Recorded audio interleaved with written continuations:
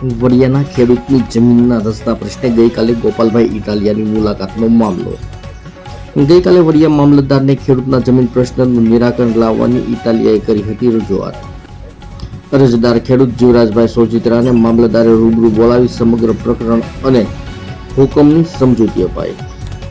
મામલતદાર યોગેશ બારડે તપાસ કરતા અંતે 2022ના હુકમનું પાલન કરવામાં આવ્યું હતું.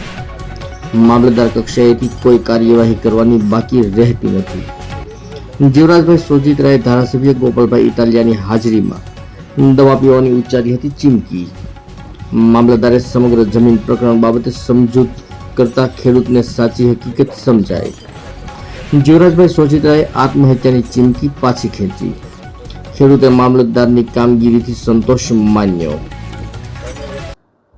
ગતરોજ જે ખેડૂત જીવરાજભાઈ સોજિત્રાની જે રજૂઆત હતી એ બાબતે આજે તેઓને રૂબરૂ કચેરીએ બોલાવી અને અત્રેથી જે 2022નો હુકમ થયેલો હતો એને લાગુ થયેલો છે અને એમના જે રસ્તાની બાબત છે એમાં જે આગળની કાર્યવાહી સિવિલ કોર્ટ અંતર્ગત કરવાની હોય એ બાબતે સમજૂત કરી અને એમના પ્રશ્નનો નિવેડો લાવેલ છે.